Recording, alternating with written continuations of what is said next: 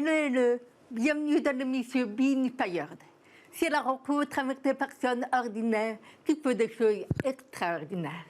Des personnes qui, à leur façon, ont décidé de changer le monde et qui veulent vous inspirer.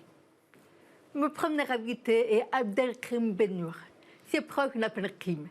Français d'origine algérienne, il s'est rebaptisé Projaria. Aime le dire et surtout le vivre.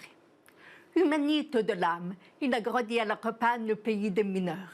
À la quarantaine, directeur général adjoint au sein de la filiale française de la multinationale Agram Micro, il en a eu soudainement assez de cette vie d'apparat, de pression et de rendement. Il est parti au plein désert du Sahara pour aller à la rencontre de ce véritable moi. Mon deuxième invité est un homme comme on ne rencontre peu.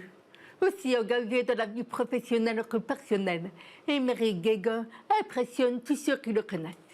À lui seul, il dirige 3 directions du groupe Colas-Rail, leader mondial de la création et de la maintenance des infrastructures ferroviaires présents dans 23 pays. Et en même temps, il est le fondateur engagé du mouvement humaniste au Cré des Gars, qui regroupe 1700 bénévoles à travers le monde. 2 vrais humanistes qui essaient chacun à son niveau de faire bouger les femmes et les hommes pour un monde plus épanoui et plus engagé. Donc, bienvenue à vous qui nous rejoignez. C'est parti pour 2 rencontres très inspirantes.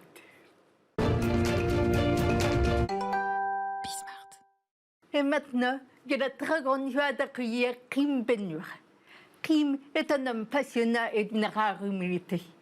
Parti de rien, il a gravi les échelons pas après pas et tous les 2 ans, jusqu'à devenir directeur général adjoint de son entreprise. Et un jour, tout explose. Kim, tu as eu un parcours exceptionnel, où tu as eu tout ce qu'il fallait, tu as coché toutes les cases. Et un jour, tu fais un virage. Que s'est-il passé? J'en avais assez. Bonjour déjà Virginie et merci de l'invitation. Et j'en avais assez en fait de cette vie orientée uniquement objectif. J'avais besoin de plus de sens et pour ça j'ai pris une décision. Et d'ailleurs, en tant que dirigeant, pourquoi ne devons-nous avoir aucun regret? Parce que on connaît tous notre date de naissance, on ne connaît pas notre date de mort et entre les deux, c'est ce que moi j'appelle l'instant présent. Et je n'ai pas envie de faire partie de ces personnes qui arrivent à 70, 80 ans et de se dire si j'avais su. Une étude a été faite, 80% des dirigeants ont des regrets à la fin de leur vie. Et d'ailleurs, comment s'est amorcé ce virage dont tu nous parles? J'ai effectivement évolué très rapidement, tous les 2 ans, grâce à ma perspicacité et aussi à ma capacité à poser une question très précise auprès des personnes qui m'entouraient. Mais en 2017, je perds mon père, qui avait 80 ans, qui avait vécu, et 1 an après, je perds ma mère. Et je m'aperçois que même à 45 ans, la vie passe très vite et que je n'avais pas fait ce que j'avais envie de faire. Donc c'est ce qui a été l'élément déclencheur de ce virage. D'accord. Et comment tu l'as préparé? À un moment donné, tu as changé? Alors, ce que j'ai fait, c'est que j'ai calmé, moi qui ai une appétence forte pour les neurosciences, j'ai calmé mon reptilien et ma peur d'être asocial et la peur du manque financier, qui sont les peurs que rencontrent la plupart des dirigeants. La peur de manquer d'argent et la peur de ne pas être reconnu à leur juste valeur. Donc, j'ai fait un espèce de sas de transition où je me suis dit comment est-ce que je peux préparer avec différentes sources de revenus me permettant de calmer la peur du manque financier, les investissements immobiliers, les investissements boursiers, du private equity, la prise de participation dans d'autres entreprises, ce qui m'a permis de faire ce virage sereinement. Je ne conseille à aucun dirigeant de sauter de l'avion sans parachute. C'est une hérésie. Et ceux qui vous disent qu'ils l'ont fait, j'y crois peu. Et quel a été ce virage, en fait, finalement? Qu'es-tu devenu après? Alors, ce que j'ai fait ce que j'ai toujours aimé, à savoir accompagner justement les dirigeants. J'en ai rencontré tellement, des dirigeants qui ont gravi les échelons et qui ont construit des empires, mais qui malheureusement ont passé la ligne d'arrivée avant l'heure théorique, par soucis de santé, par burn-out, par soucis mentaux. Et moi, ce que je souhaitais, c'était accompagner ces dirigeants dans une approche holistique, parler de business plan, parler de compte de résultats, pas de problème, mais est-ce qu'on ne parlerait pas d'abord de l'humain? Puisque pour moi, je n'ai jamais vu une entreprise, un concept ou un projet croître ou décroître sans que ce ne soit pas à 100% de la responsabilité de son dirigeant. D'accord. Et pourquoi ce n'est pas pourquoi c'est à 100% la responsabilité du dirigeant? Parce qu'il peut y avoir des paramètres extérieurs, la Covid. Il y a énormément de paramètres, en effet, mais j'entends par là ce sur quoi le dirigeant a un pouvoir direct. Il a un pouvoir direct sur sa vision, sa volonté de développer quelque chose, son bien-être, d'être la personne prioritaire dans sa vie avant que ce ne soit l'entreprise. On connaît beaucoup de dirigeants qui passent 6h, 23h tous les jours dans leur entreprise. Leur relation à l'argent est un point important et aussi les clés mindset pour pouvoir trouver cet équilibre et être au centre de cette boussole personnelle et professionnelle. Alors, avant de rentrer dans les détails de ce que tu nous évoques, comment as-tu fait toi-même pour avoir une carrière aussi linéaire et aussi impressionnante? Tout d'abord, je me suis mis une injonction forte, c'était d'honorer les sacrifices de mes parents, immigrés d'Algérie, où on avait une espèce d'injonction qui disait « Attention, vous devez faire beaucoup plus que la moyenne française d'origine, j'entends ». Et donc, quand on me donnait 10 comme objectif, je faisais 20. Et j'ai réussi ma carrière avec une question. C'est comment tu as fait. J'allais voir des personnes plus compétentes que moi dans leur domaine, je leur demandais comment tu fais, comment tu as fait pour faire ci, comment tu as fait pour faire ça. Bien sûr que beaucoup de gens ne me répondaient pas, mais ceux qui me répondaient me permettaient de me développer dans chacun des domaines et de pouvoir gravir naturellement les échelons. Ça paraît simpliste, mais véritablement, c'est simple. Mais simple ne veut pas dire facile.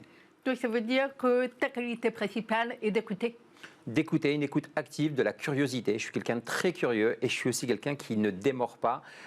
Je peux même être agaçant. Quand je veux quelque chose, je l'ai, puisque surtout ça a commencé à la mort de mon petit frère en 97. J'ai décidé ce jour-là de transformer tout ce que j'allais toucher en or, mais ce n'était pas présomptueux, c'était vraiment de l'ambition par rapport à ma vie, deux façons de faire. Soit je fous tout en l'air, ou soit je décide de faire ce que j'ai envie de ma vie. J'ai pris la deuxième option et c'est comme ça que j'ai réussi à avoir cette carrière. Et aujourd'hui, quelles sont pour toi les recettes des dirigeants à succès?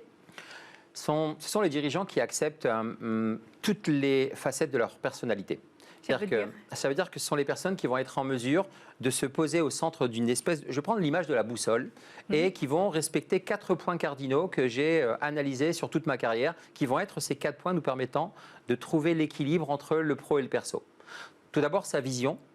Quelle est la vision du dirigeant? De l'assumer quelle qu'elle soit. Aujourd'hui, trop peu de dirigeants assument. C'est-à-dire que si vous souhaitez développer un empire, assumez-le. Si vous souhaitez que votre nom soit écrit en lettres d'or, assumez-le. C'est votre objectif, c'est votre vie.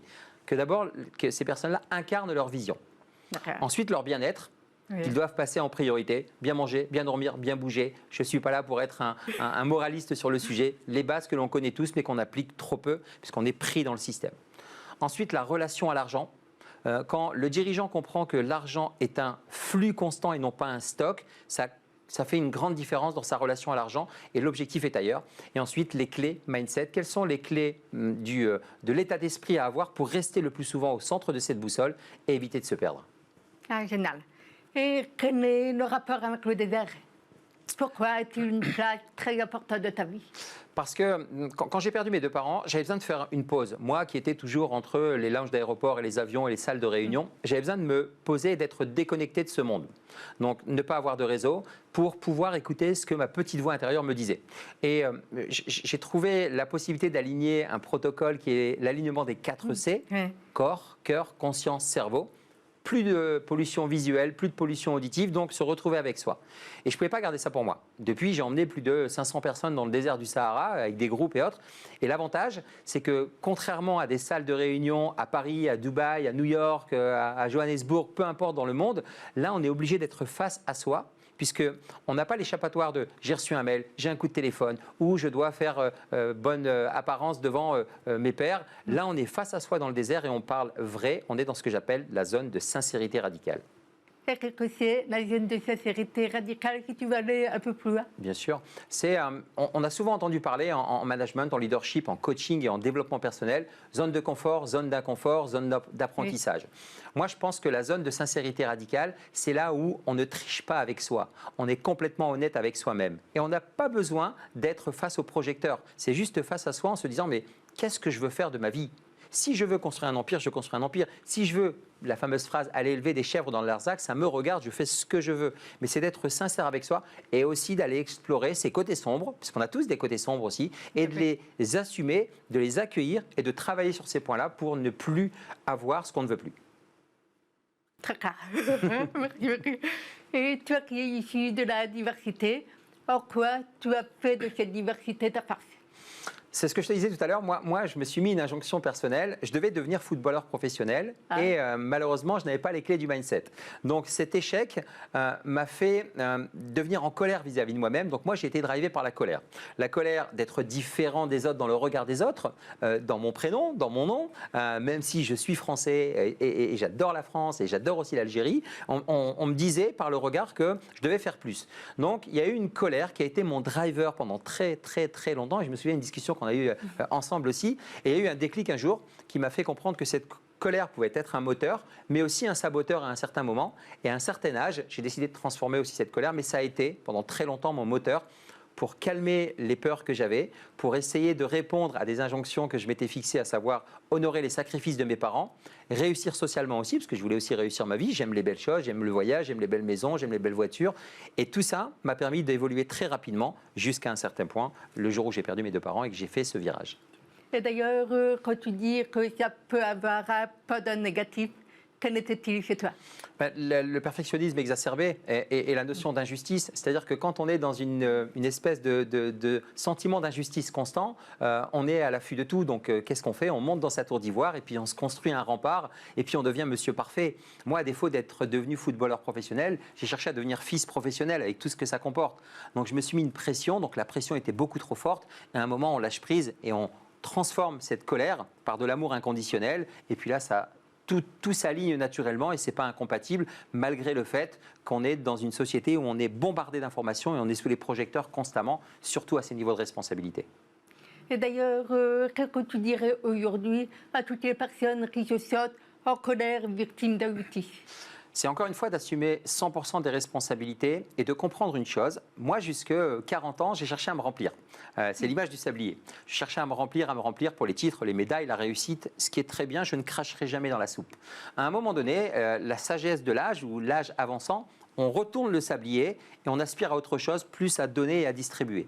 Ce que je dirais à ces personnes, c'est d'assumer pleinement, encore une fois, et de redéfinir clairement la notion de la réussite. Jusque 40 ans, la réussite, c'était une réussite extérieure pour l'approbation de l'externe. Et après 40 ans, j'ai décidé de dire, ma définition de la réussite, c'est d'être totalement moi. Donc j'inviterai ces personnes-là à comprendre une chose, c'est qu'être soi, c'est non négociable. Plus vite vous serez vous-même, plus vous serez épanoui dans votre vie. Ah, magnifique, j'adore ces messages. Merci. Et que dirais-tu aux dirigeants qui ont le sentiment de tout porter à bout de bras? Que déjà, ça fait partie de la mission, mais surtout qu'ils ne sont pas seuls. Et le jour où on comprend ça, et il y a beaucoup de groupes, de dirigeants et autres, mais cette notion de sincérité radicale, de venir déposer les vraies problématiques de la surcharge mentale, de la problématique financière, de la trésorerie qui n'est pas là, de la concurrence qui est trop complexe, de le management, le recrutement des personnes, tous ces éléments-là, c'est pas parce qu'on a le titre de dirigeant qu'on est un super-héros. Un dirigeant n'est pas un super-héros, c'est un être humain, un être de chair, de sang et d'émotion qui doit justement vivre et gérer avec cette notion d'émotion. C'est très important de partager ces émotions. Et ce que je dirais, c'est que contrairement à ce qu'on laisse sous-entendre, la notion de vulnérabilité vient contribuer à l'authenticité du dirigeant. Et vulnérabilité ne veut pas dire faiblesse. Et pourquoi nous le sentons que les hommes ont plus de mal à assumer leurs émotions que les femmes? On pourrait en faire une émission à part entière sur le patriarcat et surtout moi d'origine maghrébine avec le machisme exacerbé de facto dans la tradition. Il y a ces injonctions de dire l'homme doit être le garant du foyer et autres. Mais aujourd'hui, dans le patriarcat, la vraie patronne, si je puis dire, c'est la femme. Et quand on trouve son équilibre comme j'ai pu le trouver, j'ai aussi fait ma carrière grâce à mon épouse qui m'a aidé dans les moments difficiles. J'ai su poser ma tête sur son épaule et écouter des conseils avisés de sa part alors qu'elle n'était pas du milieu.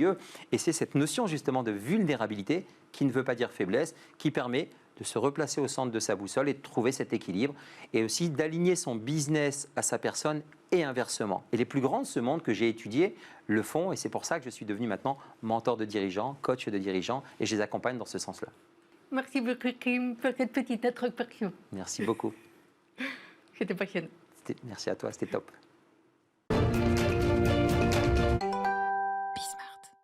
Et maintenant, j'ai le très grand plaisir d'accueillir Émeric Guéga, un homme qui n'aime pas prendre la lumière. Je le remercie donc de nous faire ce magnifique cadeau de sa présence. Émeric, tu es à la tête de la RSE, de la sécurité et d'un centre de formation.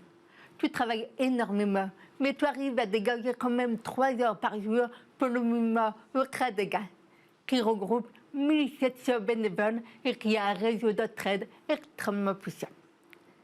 Alors, Émeric, l'humain est au cœur de tes engagements. Pourquoi? En fait, ça m'est venu déjà tout petit. Mon éducation, ma famille m'a toujours appris que tout petit, il ne fallait pas regarder que son nombril.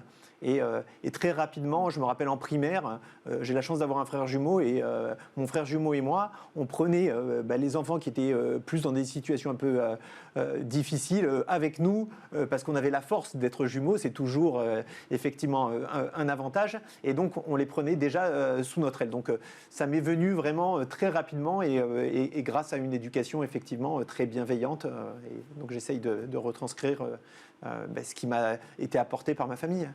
D'accord. Et donc, quel est le mouvement Okradega? Alors, On craint des gains, c'est un mouvement qui a été créé en décembre 2021.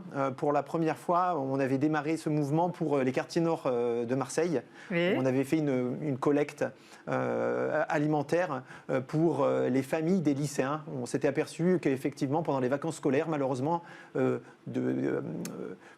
on a livré à peu près 600 personnes dans les quartiers nord de Marseille, ne parvenaient pas à manger, puisque ces lycéens, finalement, arrivent à manger quand ils sont en période de lycée, puisque le lycée leur procure de la nourriture le midi, mais le soir, quand ils rentrent chez eux, ils n'ont rien à manger. Et pendant les vacances, on s'apercevait que ça risquait d'avoir 15 jours sans nourriture. Donc on a démarré On craint des gains en décembre 2021, où on a livré plus de 600 personnes dans les quartiers nord de Marseille avec une dizaine de professeurs de l'éducation nationale. On est allé dans toutes les tours les plus sinistrées de plusieurs quartiers nord de Marseille pour livrer cette nourriture. Le démarrage est là. Donc ça veut dire que depuis, il y avait eu des succès absolument dingues, à la fois sur le plan humain et à la fois sur le plan des résultats de vos actions. Quelles sont vos 3 dernières plus belles actions? Alors, on a vraiment des grandes thématiques d'action. Alors, on fait quasiment tous les jours des actions pour aider des personnes en situation de stage, d'alternance ou sans emploi à trouver un emploi. Donc, grâce à effectivement mon réseau de 1700 bénévoles et des connexions où j'ai aussi bien des présidents du CAC 40 que des demandeurs d'emploi dans ce mouvement, on fait bouger l'algorithme de LinkedIn et on tag beaucoup de monde en fonction des métiers pour essayer de créer une émulation et trouver des opportunités pour ces gens. Donc ça, c'est quelque chose qu'on fait tous les jours chez On craint des gains. Sinon, on a beaucoup aussi d'aide aux personnes en situation de handicap pour intégrer le monde de l'entreprise. Donc on cherche à effectivement lever les biais de certains managers qui pensent qu'une personne en situation de handicap forcément ne va pas faire l'affaire une fois en poste. Donc on communique beaucoup sur ça. On fait aussi beaucoup de soutien psychologique à des gens qui n'ont pas forcément l'argent pour aller voir des psychologues, des psychothérapeutes. On a la chance chez On craint des gains d'être entouré de spécialistes qui bénévolement aident des personnes dans des grandes situations de précarité et essayent de soulager leur quotidien. Et c'est ça qui fait la force d'On craint des gains. Mais voilà, il y a des panels très très larges, mais tous les jours il y a une ou plusieurs actions chez On craint des gains. Merci beaucoup, Marcosia. C'est ta partie investissement de ta vie personnelle et professionnelle, forcément. Mais alors, du coup, dans ta vie professionnelle, tu es aussi directeur de plusieurs choses complètement différentes. Comment est-ce possible? C'est la première fois que je vois ça. Alors, c'est grâce à mes chefs. J'ai la chance, effectivement, d'avoir des managers qui m'ont autorisé à quitter le monde du juridique, puisqu'auparavant, j'étais directeur juridique adjoint et risque manager du groupe Colas Rail pour encadrer des équipes de sécurité ferroviaire. J'ai dirigé cette équipe pendant plus de 2 ans en étant uniquement chef de cette équipe. Et au bout de 2 ans, on m'a demandé de prendre le centre de formation du groupe Colas Rail pour également apporter une certaine dynamique. 2 ans après, on m'a demandé de prendre la responsabilité sociétale de l'entreprise Colas Rail à l'échelle mondiale. Et récemment, on m'a donné aussi d'autres missions, d'autres fonctions aussi un peu plus larges pour le groupe Bouygues. Donc, voilà, Alors, c'est quoi cette dernière mission qu'on a envie de savoir? On a une mission là, qui nous intéresse beaucoup chez Bouygues sur le respect des droits humains fondamentaux, où on est dans un comité de travail avec une ONG RH Sans Frontières pour instaurer de nouvelles méthodes de travail dans différents groupes, dont le groupe Bouygues, et créer une nouvelle méthode d'analyse pour être sûr et certain, à chaque instant, de respecter les droits humains fondamentaux à l'échelle de nos différents métiers chez Bouygues et dans d'autres groupes qui font partie de cette ONG. Mais où trouves-tu toute cette énergie? Comment fais-tu pour manager, pour... Moi, je dis souvent, je trouve cette énergie dans mes équipes, en fait. J'ai appris à savoir m'entourer. J'ai essayé aussi de créer un système de management proche d'une entreprise libérée où on gomme une partie de cette notion de hiérarchie, où on essaye de faire corps ensemble face aux difficultés qu'on doit affronter tous les jours. Parce que quand vous gérez la sécurité, quand vous gérez la montée en compétences comme ça, mon centre de formation, il travaille pour Colas Rail, mais uniquement pour 14% de son chiffre d'affaires. Tout le reste, je travaille pour l'intégralité de mes grands concurrents, des majors du BTP. Alors attends, tu peux travailler tes salariés pour la concurrence? Tout à fait. C'est extraordinaire. Comment ça se passe? On avait déjà fait ça pour la sécurité ferroviaire. Au bout de quelques mois où j'ai dirigé cette équipe de sécurité ferroviaire, je m'étais aperçu que finalement, ils étaient capables aussi d'aller travailler pour les autres et pour amener les autres entreprises dans des niveaux de sécurité aussi satisfaisants que celui de Colas Rail. Donc on a eu effectivement aujourd'hui, je crois qu'on travaille pour 17 entreprises ferroviaires différentes pour améliorer les conditions de sécurité dans ces sociétés-là. Et chez Campus Fer, on travaille pour à peu près 75 entreprises du BTP, du ferroviaire, en montée en compétences dans une dizaine de métiers du ferroviaire, du BTP. Donc ça veut dire, si je comprends bien, que tu as réussi à rendre rentable une activité qui est plutôt normalement réservée à l'interne. Tout à fait. C'est ça que j'ai essayé de configurer un service fonctionnel productif. Et je peux vous dire effectivement que cette année, c'est une entreprise c'est 3 entités qui effectivement génèrent de l'argent. Voilà. Et donc ça veut dire que tu as mis en place le principe de l'entreprise libérée, mais concrètement, comment fais-tu pour fédérer les équipes, t'assurer que même si tu n'es pas toujours là, puisque tu dois être présent pour tout le monde, ça continue à rouler de manière fluide et aussi efficace? En fait, j'ai toujours essayé d'être inutile. De configurer effectivement une équipe où finalement elle n'aurait pas besoin de moi et être uniquement le média de la réussite de cette équipe. Donc au fur et à mesure, j'apprends avec les années, j'ai la chance d'avoir des gens qui me sont très très fidèles. Et donc, quelles sont effectivement les différentes compétences que ces gens ont, catalyser ces expériences-là. Et aujourd'hui, pour la sécurité ferroviaire ou pour Campus Fer, l'organisme de formation, j'ai vraiment des managers et leurs collaboratrices et collaborateurs très très autonomes. Je ne suis que quelqu'un qui fête leur réussite. D'accord. Alors du coup, j'ai envie de te demander quel serait pour toi le secret de la réussite des dirigeants pour avoir des équipes aussi fidèles, aussi engagées, aussi efficaces? Alors, j'ai beaucoup de journalistes qui me posent la question. Moi, j'ai toujours dit de l'enthousiasme. Il faut avoir de l'enthousiasme. Il faut être aligné avec ses vraies valeurs. Kim, tout à l'heure, sur ton plateau, l'indiquait également. Moi, je considère que pour agir dans la durée, il faut être aligné à ses valeurs. Et normalement, voilà, du moment qu'on est aligné, après, il faut une petite catalyse des énergies, comme je l'indique. Et on arrive effectivement à avoir chaque année des succès. Et je pense que Colas Rail est très satisfait de ses équipes parce qu'elles sont dans une dynamique très enthousiaste. D'où un ratio effectivement de fidélité de ces gens qui proche de zéro. Mais comment tu fais pour générer cet enthousiasme? C'est par la dynamique d'équipe. Je dirais, je ne sais même pas si c'est moi. Enfin, moi, je pense que c'est eux-mêmes. Ils sont...